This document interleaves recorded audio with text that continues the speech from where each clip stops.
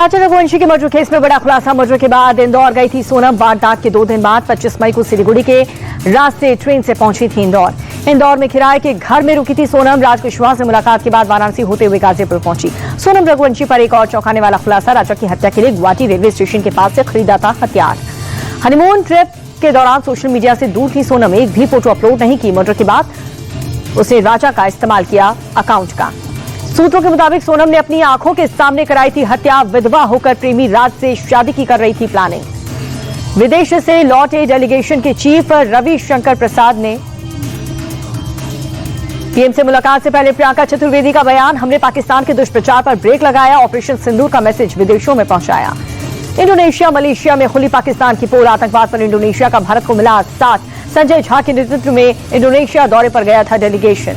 पहलगाम आतंकी हमले को लेकर के ममता बनर्जी का मोदी सरकार पर हमला। कहा कि ये केंद्र की लापरवाही का नतीजा। सेना की वीरता का राजनीतिकरण करने की कोशिश कर रही है बीजेपी। ममता बनर्जी बोली, आतंकी हमले वाली जगह पर क्यों नहीं थी सुरक्षा। विधानसभा में कहा, बीजेपी सरकार देश के लोगों को सुरक्षा देने में नाकाम, इसीलिए चले जाना चाहिए। मुंबई महानगर पालिका चुनाव के चलते शिवसेना यूबीटी ने अपने कई कार्यक्रम में घोषणा की। 1 अगस्त को आदित्य ठाकरे के नेतृत्व में मुंबई में बड़ी रैली बुलाई। पुणे में एनसीपी शरद गुट का स्थापना दिवस समारोह। पार्टी अध्यक्ष शरद पवार ने पार्टी मुख्यालय में पार्टी का झंडा फहराया। पार्टी के स्थापना दिवस पर छलका शरद पवार का दर्द। कहा कि नहीं सोचा था कभी पार्टी में फूट पड़ेगी। कुछ विरोधी विचार के लेकर के अंतर पैदा हुआ।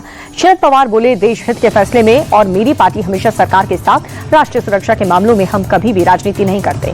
मोदी सरकार के 11 साल पूरे होने पर यूपी के सीएम योगी आदित्यनाथ की प्रेस कॉन्फ्रेंस। मोदी सरकार की कामयाबी पर बात की। कहा, 11 साल में कई ऐतिहासिक काम हुए।